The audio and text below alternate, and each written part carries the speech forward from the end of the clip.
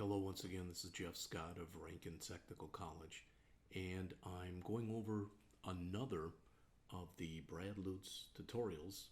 Brad is a counterpart of mine at Rankin Technical College. He works at the St. Louis campus, and he wrote this tutorial on creating a Bootstrap website. I have made a couple changes. He said that we should call the folder websites, but I've already got one, so I'm going to call it Bootstrap. And not really too many other changes, but let's just take a look. So it's about a 30-some step process, and I'm sure that this will take several videos. So come in here, and under my desktop, I'm again going to come in and right mouse click, choose new, folder, and we're going to just call this Bootstrap. Alright, so that's now open. That's step 1. In step 2, we want to create 3 more folders, name them CSS, Images, and JS.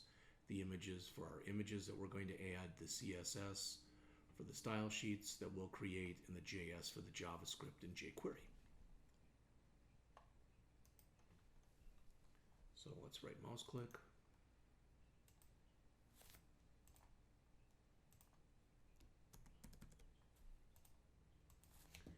And CSS, images, and JS. All right, so that's step 2.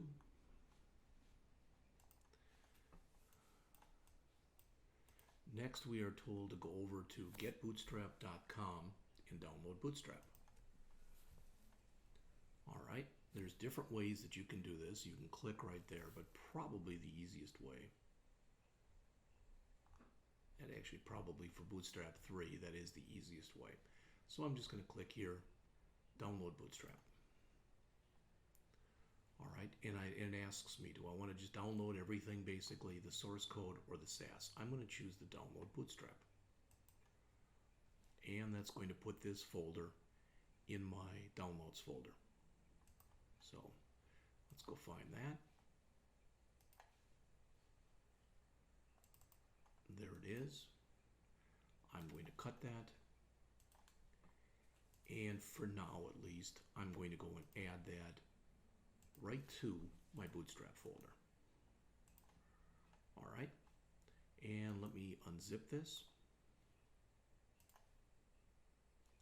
Now that it's unzipped, we really don't need the zipped version anymore, so I'm going to get rid of that, and let's see what's in here.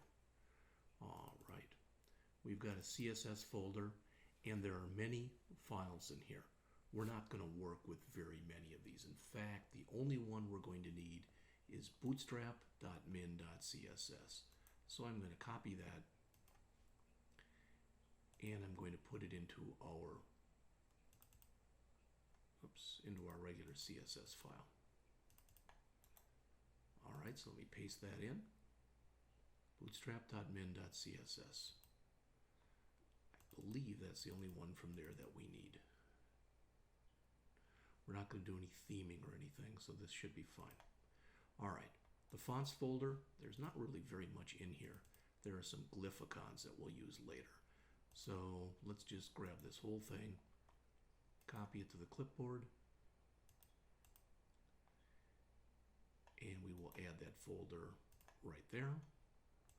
And then finally, with our JavaScript, the only file we need from here is bootstrap.min.js. So I'm going to copy that, and I'm going to add that to my JS folder. Okay, and one more thing to do, and that is I'm going to go out to jQuery.com.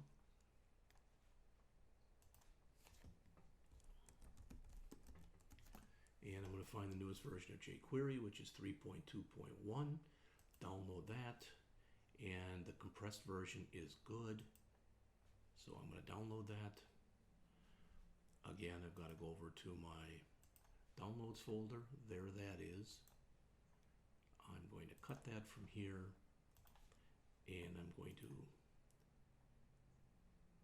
put that right into my folder here. All right, I don't need all this stuff. I'm just going to call this jQuery.js. You don't have to change the name. Using the name they have there is fine. Okay, so I've got bootstrap.min.js in here in my JS folder and jQuery.js. And I've got nothing in my images folder, all the stuff from the fonts folder, and from the CSS folder, bootstrap.min.css. Okay, I'm going to leave that here just in case there's something I need from it, but I don't think that there is. All right, so jumping back then. So I downloaded Bootstrap. I opened the CSS folder. Brad says to copy all the files in. We don't really need all of them, but I copied in all the font stuff. I went to jQuery.com and downloaded the newest version of jQuery. All right. Then it says here in your text editor, he's using brackets, so we will as well. Create a new document via file new. So let's go in and start up brackets.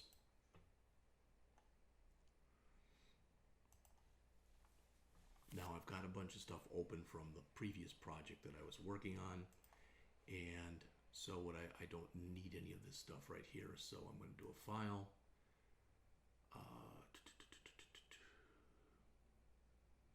New. Okay. And where it's got the working files, that's fine. I don't need this getting started. I would rather open my folder, and on my desktop I want to find that folder that I made called Bootstrap, and I'm going to use that. Okay, so that's all the stuff that's in there, and I'm going to immediately come into a file, save as, try that again, file, save as. Okay, I guess I don't have a file out here, so file new, there we go. File, save as, and we're going to call this index.html. And there's that file. You can see that it's in here. All right. Next, we're supposed to go in and copy the basic template from getbootstrap.com and paste that into our document. Okay.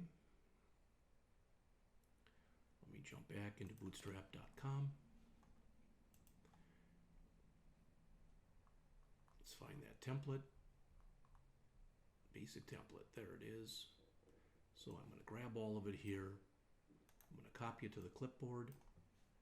I'm going to go back into brackets and I'm going to paste it in. And there it is. Now a few things here I want to change. All right. I don't really want it to be called Bootstrap 101 template, so we'll just call this Bootstrap website for now. We might change that later. Here in our CSS folder, we do have bootstrap.min.css. That's good. Here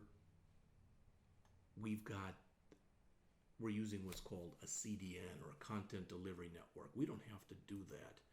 Instead, we can type in js/jQuery.js and put in our own file that we copied in. Okay, now I'm going to save. Let's do a file save all, and let's go to live preview and run this. It's not going to. There it is. So that's what we have so far.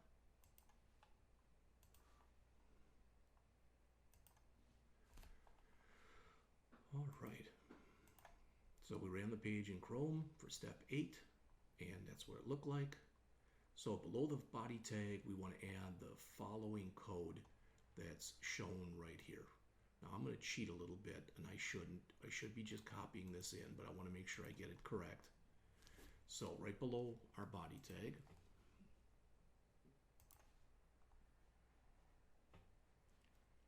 okay, we're going to put in that nav class equal nav bar inverse, and then our ending nav. We can actually move that up if we want here. Now that's going to create a nav bar for us, and it will be the reverse color, so to speak. And you're going to see that in just a minute, but I goofed up here first. There we go. So again, if I do a file, save all, and I go to live preview, you are about to see the navigation bar along the top here, and it'll be dark colored. There it is. Okay. So far, so good.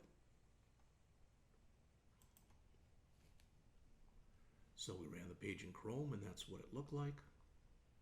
All right, below the opening nav tag, add the following code.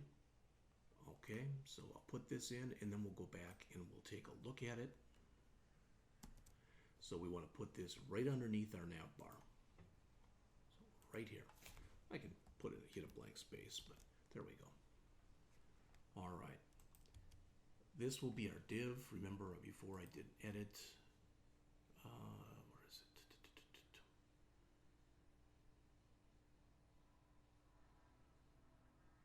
it? Indent document.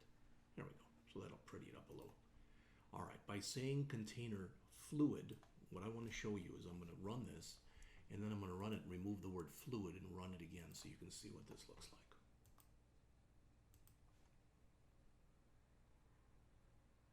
So there it is, and you notice it stretches the whole length of the screen.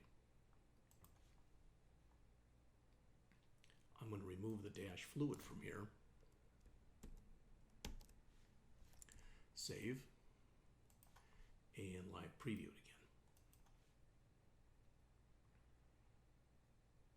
again. And right now it doesn't look any different, but it will as we start adding other things to it.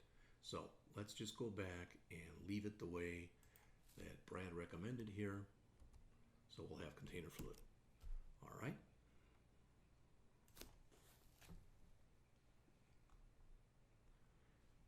Now it says inside the div that you just created, we're supposed to add some code.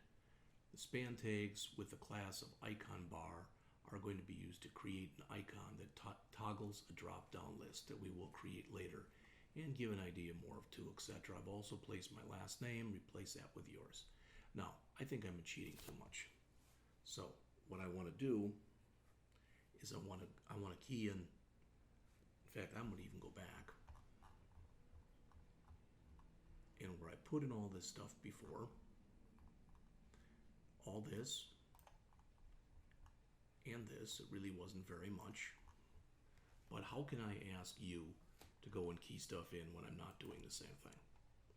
So let's put in here nav class equal nav bar dash inverse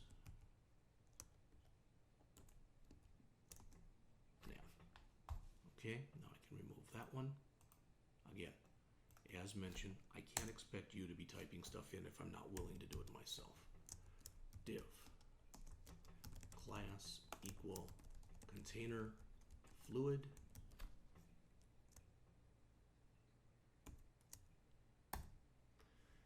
and a little comment here that says that we're ending this.